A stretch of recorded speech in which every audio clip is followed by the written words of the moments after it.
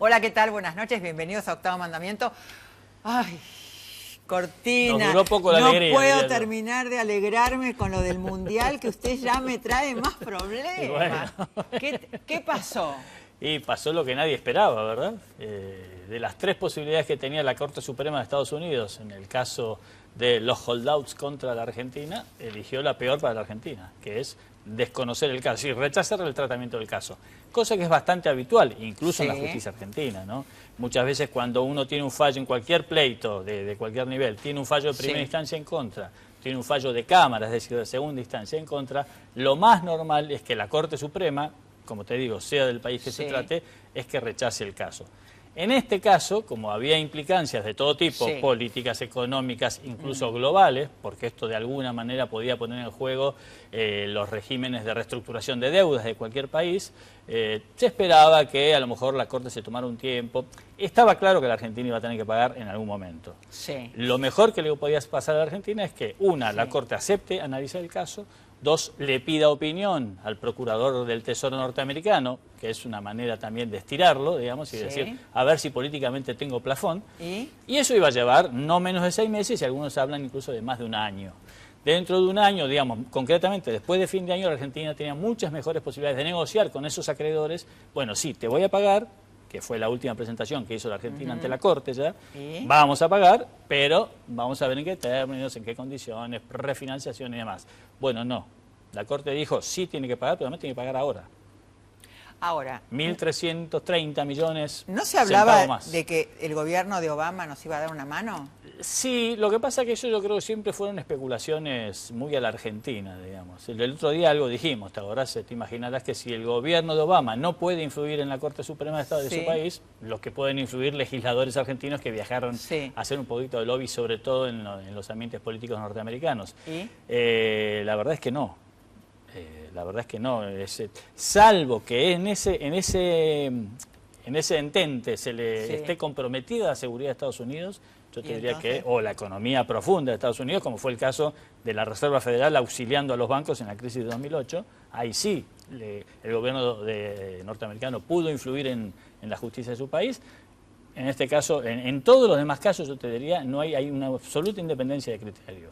Y la verdad que yo creo, hablando como en el barrio, que los jueces de la Corte se hastiaron, por ponerlo en términos diplomáticos, del caso argentino y dijeron, basta muchachos, tienen que pagar, ¿para qué vienen a protestarme a mí? Que tengo tantas cosas de las que ocuparme, digamos. El otro tema interesante, importante de esta semana es el tema de Amado Vudú, ¿no? Un punto de no retorno, una situación interesante o diferente fue que Vudú aceptó un reportaje del canal TN, que se supone que es el enemigo, que es el grupo Clarín, la Corpo, ¿no? que es la Corpo, que me pareció muy acertado. ¿Qué me pareció acertado? Me pareció primero acertado darle un reportaje a TN. Y segundo, darle un reportaje a Tenenbaum y Slotoviada, que me parece que de ese equipo son, a ver, los que yo siento que son periodísticamente más abiertos. Seguro. Y me parece que el reportaje, no me parece, estoy segura que el reportaje fue perfecto.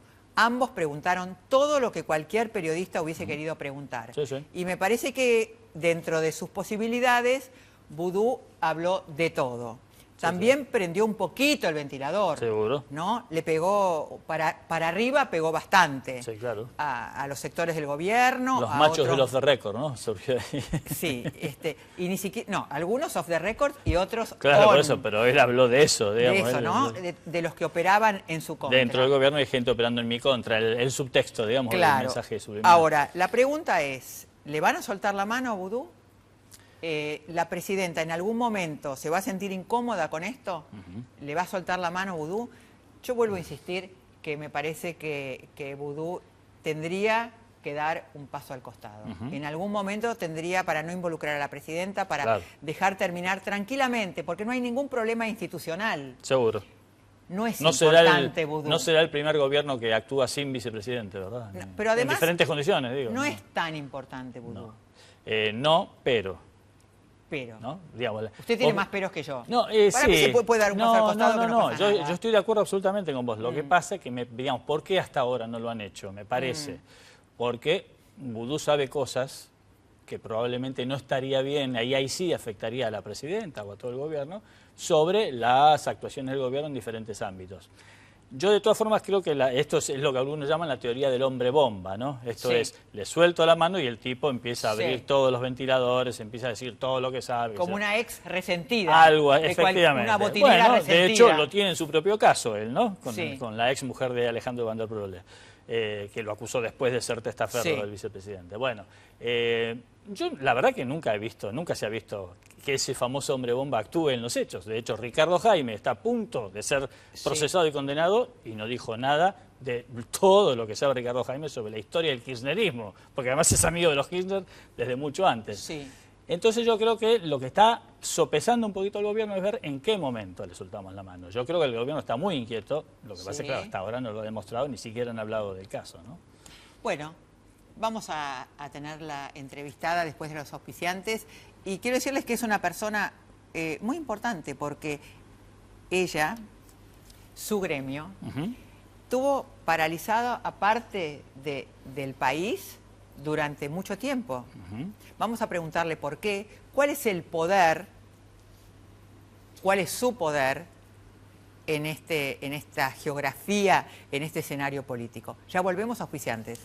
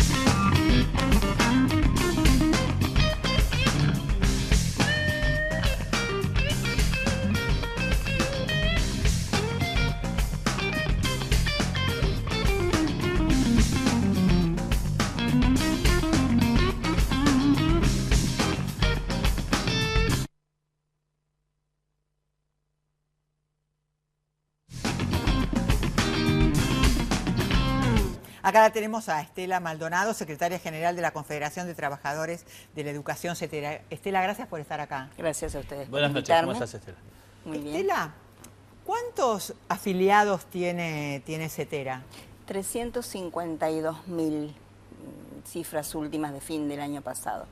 ¿Y son los docentes de todo el sistema nacional, digamos? De todo el país, de todos los niveles y modalidades, con excepción de los universitarios que tienen su propia organización sindical. Claro. Y esto te convierte en una mujer y en un sindicato muy poderoso.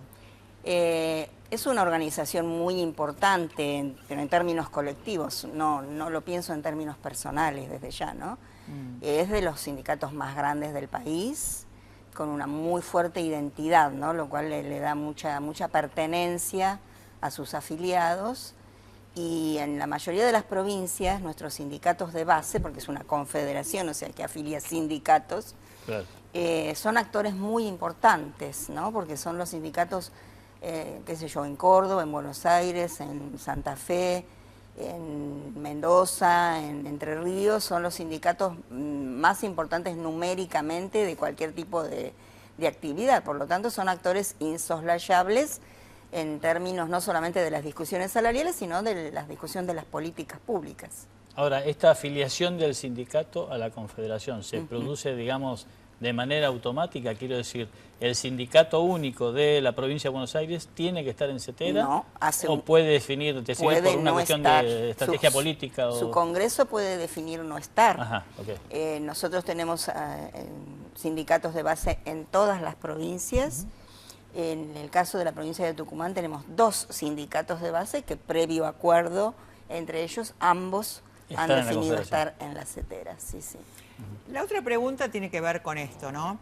Tiene que ver con que ustedes son parte de la CTA oficialista, la que responde a Yasky, en oposición a la de Micheli. Y pregunto, hicieron un paro que de alguna manera puso en vilo también al gobierno. al gobierno, especialmente al de Scioli. ¿Qué pasó ahí? ¿Qué cortocircuito hubo? Quisiera precisar un poquito, ¿no? Primero, yo creo que los sindicatos no son ni oficialistas ni opositores, ¿no? Los sindicatos deben defender los intereses de sus representados, por supuesto, en un contexto político, social y cultural, histórico, y eso obliga a posicionamientos claros, pero nosotros sostenemos como un principio fundacional irrenunciable la autonomía, ¿no?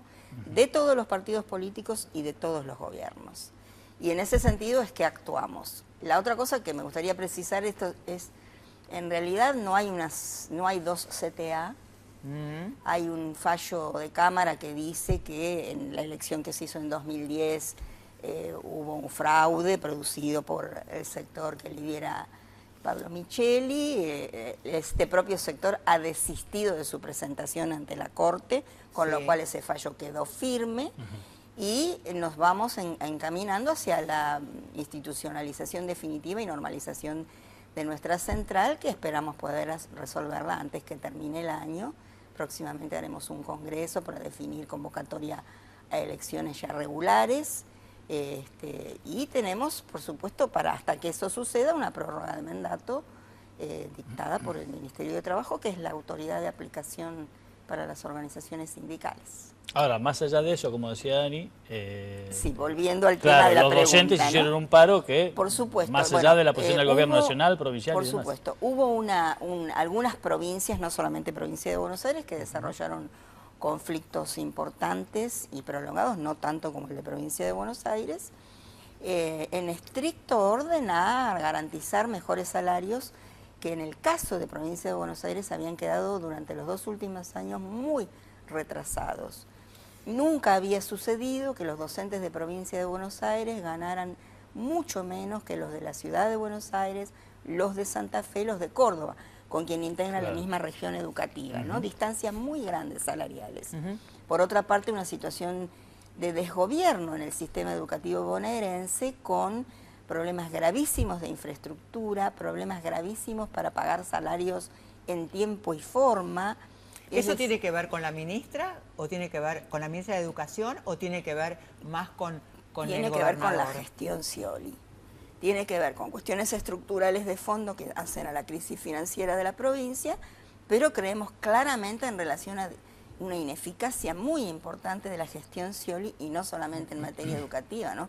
Si nos trasladamos a salud o a desarrollo social, acaban de hacer un recorte a los comedores escolares de un 30% de los cupos de los comedores escolares, cuando realmente sabemos que si bien la situación económica ha mejorado mucho para muchísimas familias, el hecho de que los chicos puedan comer en la escuela facilita que la escuela pueda complementar la alimentación que se provee en la familia, y que la familia puede destinar algo de recursos a otras cuestiones de urgencia que tiene, ¿no? Así que esto es una medida que habla a las claras de una política de ajuste del gobierno de Scioli. Perdón, una cosita. Un discurso de Cristina Kirchner, no me acuerdo, creo que fue el año pasado, que dijo lo siguiente: tienen 2 meses de vacaciones los docentes y hay un montón que no trabajan, que son como ñoquis o que están enfermos todo el tiempo y que necesitan todo el tiempo reemplazo. Eso, fuera de lo dicho por Cristina, lo reconocen muchos docentes, que hay muchos que no van, que dan parte de enfermo eternamente, y otros que no, pero hay un montón que no van, que no concurren a la escuela. Hay como, digo, difícil de controlar. Bien. Bueno, ese es discurso... ¿Serías capaz de reconocer que es así? No exactamente. Nosotros tenemos diagnósticos más afinados de eso, que hay que hacerlos, porque no se puede estar hablando tan a la ligera. El discurso al que hace referencia fue de 2012. Bueno, por supuesto que no tenemos 3 meses de vacaciones, porque los docentes trabajamos hasta los últimos días de diciembre y retomamos la actividad escolar en la primer quincena, ya fines de primer quincena de febrero. O sea que eso no existe. Los docentes tenemos un régimen de licencias que, por ser mayoritariamente femeninos, tiene algunas cuestiones diferenciales respecto de cuidado de hijos que no tienen otros trabajadores. Nosotros tenemos estudios hechos de muy pocas provincias porque lamentablemente las provincias no llevan estadísticas serias respecto de inasistencias, o sea que ¿no? Empezamos por malos diagnósticos. Claro. Y tenemos, no hay diferencia entre las inasistencias de los trabajadores de la educación en general y los de otros trabajadores de distintas áreas de las administraciones, tanto nacional como provinciales. Solo que, por supuesto, cuando hay un docente que no está concurriendo a clase, quedan niños sin clase, no queda un expediente sin poner un sello. Claro. Es muy diferente. Hay provincias que esto lo resuelven poniendo suplentes para pocos días de inasistencias y hay otros que no ponen suplentes y por eso quedan los chicos sin clases. Tenemos, creemos nosotros, un problema especial en el caso de las escuelas secundarias, que por las características que tiene el trabajo en la escuela secundaria, que es un profesor yendo de una escuela a otra, a veces 6 o 7 escuelas por semana, lo que implica alrededor de, según la carga horaria de la asignatura, 800 estudiantes, por ejemplo, en una semana, que tiene una dificultad mayor y ahí tenemos índices mayores de inasistencias. Nosotros estamos proponiéndole al Ministerio de Educación que funcione una comisión de diagnóstico para esta situación, estas situaciones particulares, y que además se puedan pensar, diseñar medidas que mejoren esta situación, ¿no?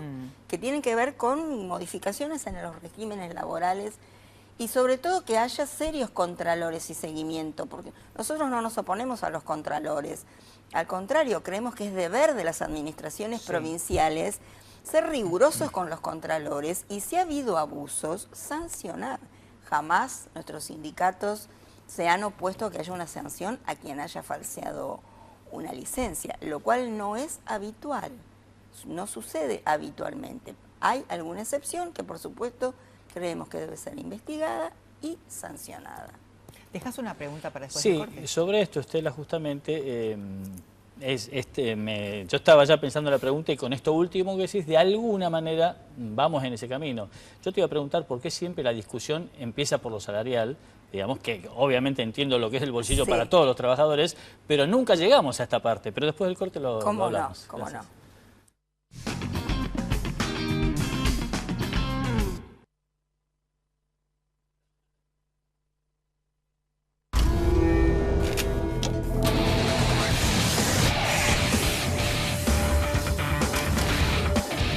Chevrolet, Find New Roads. Silfa, laboratorios farmacéuticos, auténticamente argentinos. Cuidar el medio ambiente y contribuir a resolver los problemas de las comunidades en las que operamos son los pilares de nuestra política de responsabilidad social empresaria. Cresud, nuestro valor es la tierra. ¿Saben qué pasa, muchachos? A veces uno no se puede acordar lo que sueña. Y a veces no se puede olvidar. Y todos nosotros soñamos lo mismo. Vinimos a buscar acá eso que soñamos. Hace mucho tiempo lo hicimos y lo podemos volver a hacer. En algún lugar está eso que alguna vez tuvimos. Ustedes y yo sabemos que en algún lugar está. La gloria no se encuentra, señores. A la gloria se la busca. Somos un equipo, o no somos nada. Vayan afuera. Y háganos sentir orgullosos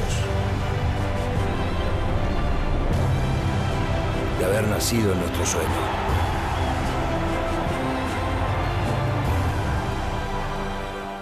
Hay algunos que le ponen nombre a su auto. Por ejemplo, la nave, la naranja mecánica o el perla negra. Y nosotros le pusimos nombre a la manera de tener tu auto. Leasing, de Provincia Leasing. Porque, por ejemplo, por cada 1.000 pesos de su valor, pagás 19 pesos por mes. Acordate, Leasing es Provincia Leasing.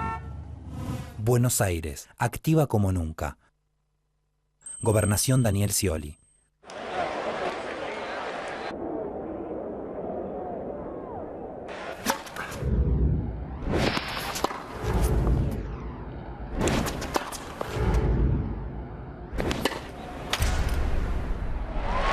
Peugeot 308 Roland Garros te lleva a las emociones.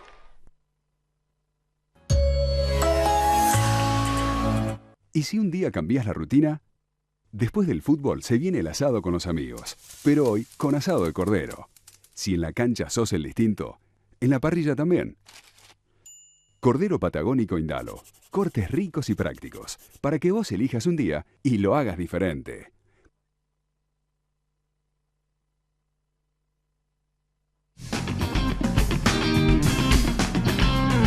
Acá estamos con Estela Maldonado, secretaria general de la Confederación de Trabajadores de la Educación de CETERA. Acá había una sí, pregunta. Estela, en el bloque anterior vos terminabas la respuesta contando que el gremio docente estaba empezando a plantear con las autoridades formar una comisión para estudiar los temas extrasalariales, esto es el ausentismo, los sobrecargos y demás. Y yo te preguntaba, para que lo contestaras ahora, ¿por qué siempre arrancamos por el salario, más allá de la importancia del bolsillo, Sí. y nunca llegábamos a ese punto de la discusión? Bueno, en realidad lo que aparece como la pelea salarial es lo que más se visibiliza, Seguro. pero nosotros, para no hablar de tan atrás, ¿no? Pero en los últimos años, en la discusión paritaria, hemos tomado muchos otros temas que se han convertido en acuerdos paritarios y que no han tenido trascendencia, a pesar de que los hemos informado. Claro.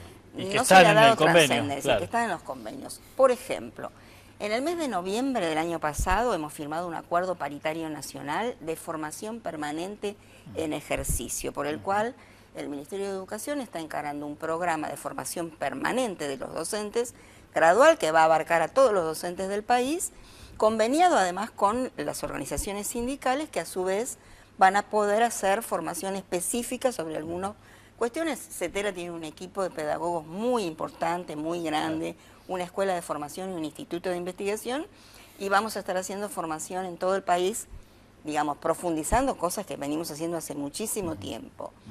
Y eso se haría, por ejemplo, en contraturnos, digamos, para los que están en actividad, digo. En distintos formatos, Ok.